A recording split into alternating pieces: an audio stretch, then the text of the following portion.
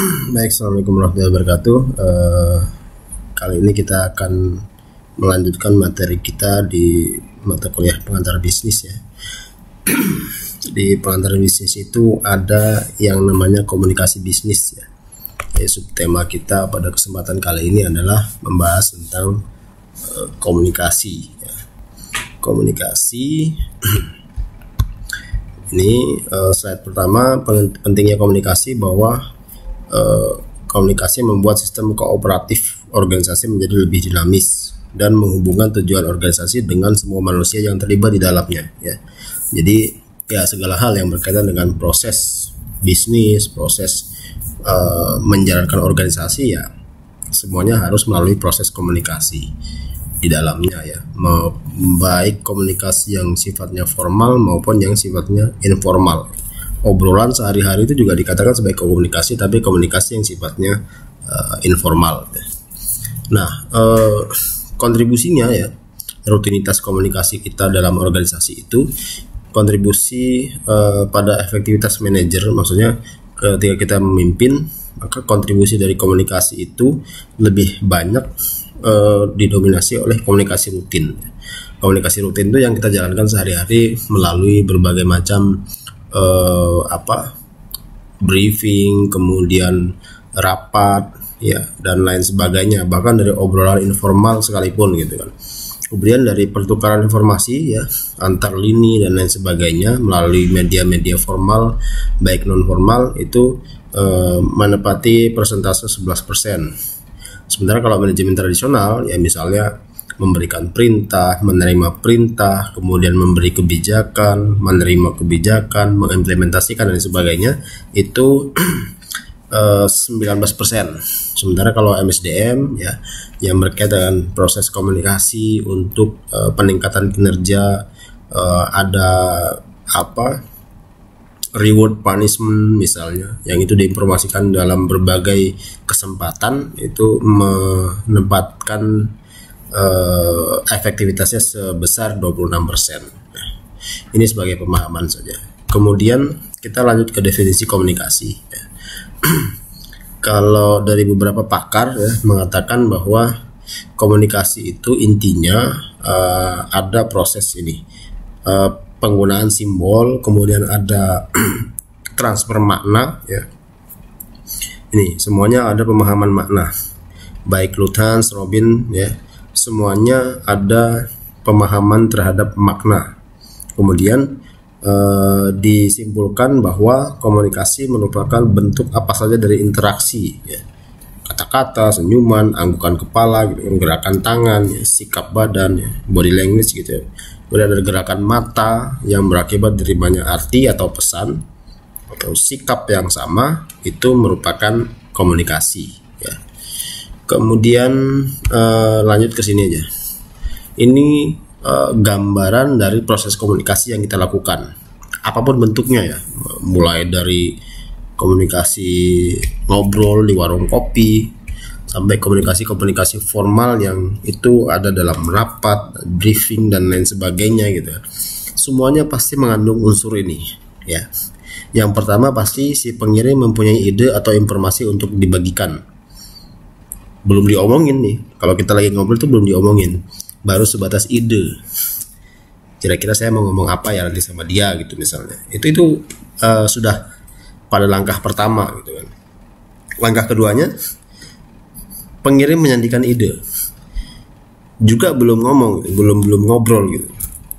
Menyandikan itu adalah proses menyusun sandi yang biasanya dalam bentuk penyusunan kata menjadi kalimat, menjadi paragraf dan sebagainya, seperti apa yang saya lakukan sekarang, tapi belum saya ucapkan, baru saya pikirkan gitu kan. Ketika saya berpikir sesuatu, kemudian saya munculkan, baru masuk ke mengirim pesan. Mengirim pesan melalui apa ya, banyak media gitu kan, ada melalui verbal ya, melalui mulut, kemudian mengirim pesan melalui sepucuk surat, kemudian media apapun ya, WhatsApp ya, merupakan smartphone dan sebagainya. Sosial media itu merupakan media pengirim pesan ya. Nah, saya ngomong begini, ketika keluar kata-kata dari mulut saya, itu merupakan proses mengirim pesannya ya. Kemudian ketika kalian nonton kemudian mendengarkan, itu masuk pada langkah yang keempat, penerima memahami pesan, ya. Memahami itu maksudnya kita mencerna dengan baik apa yang saya omongkan, gitu kan. Kemudian mengartikan pesan setelah kita cerna, kemudian kita kaji, kita artikan, gitu kan. Ketika kita mampu mengartikan sesuai dengan kapasitas kita, ya, kapabilitas kita, baru kita kalian gitu mengirim umpan baliknya, ya. Nah, umpan balik yang akan kalian kirimkan sebagai respon dari apa yang saya sampaikan itu harus melalui proses ini lagi, ya. Langkah pertama lagi, feedbacknya itu, umpan baliknya itu, ya. Kalian ternyata setelah memahami, mengartikan, gitu kan, muncul ide untuk dibagikan sebagai feedback, ya. Kemudian idenya kemudian disandikan. Nah, sandi ini kemudian dikirimkan lagi, ya. Jadi kalau orang ngobrol, gitu kan, apalagi ngobrolnya sampai 2 jam 3 jam, proses komunikasi ini berjalan berulang-ulang kali, ya. Berulang-ulang kali. Itu rumitnya sebuah proses komunikasi ketika kita teorikan, gitu kan. Ketika kita berbicara teori, maka proses komunikasi ini sangat rumit, ya. Kita punya ide, informasi dulu, gitu kan, kemudian kita sandikan. Penyandian itu juga merupakan bagian yang penting karena kita harus paham siapa yang kita ajak komunikasi. Jangan sampai kita menyandikan dengan bahasa-bahasa yang tidak dimengerti oleh mereka, gitu kan. Setelah proses penyandian kita kirimkan melalui berbagai macam media, mulut juga termasuk media, gitu kan, verbal. Kemudian diterima, dipahami, diartikan, dan difeedbackkan. Ketika dia umpan balik, itu merupakan bagian kunci dari sebuah komunikasi, apakah komunikasinya berhasil atau tidak, ya.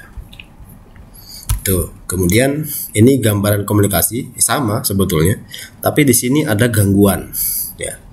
Gangguan.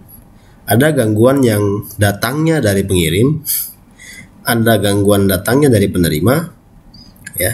Ada juga gangguan yang datangnya dari saluran atau medianya, ya. Media. Gangguannya bisa berupa macam-macam, termasuk feedback juga bisa mengalami gangguan. Gangguan dari si pengirim, misalnya tadi yang saya sampaikan bahwa ketika kita menyandikan, proses penyandiannya itu tidak searah dengan pemahaman dari si penerima atau si komunikannya. Kalau kita sampaikan itu komunikan, si komunikan nggak bisa bahasa Indonesia, kita sandikan, kemudian kita sampaikan menggunakan bahasa Indonesia, gitu kan. Itu kan gangguan, berarti ada ketidakberesan si pengirim. Penerima juga gitu, misalnya penerimanya ternyata budek, gitu. Gangguan dari si penerima, gitu. Jadi penerima tidak bisa menerima dengan baik karena ada gangguan. Salurannya misalnya, ngobrol begini di tengah kita ternyata ada orang lagi nukang, gitu kan. Mesin ketamnya nyaring banget, gitu kan. Sementara kita ngobrolnya biasa aja, gitu. Oh, gangguan banget itu.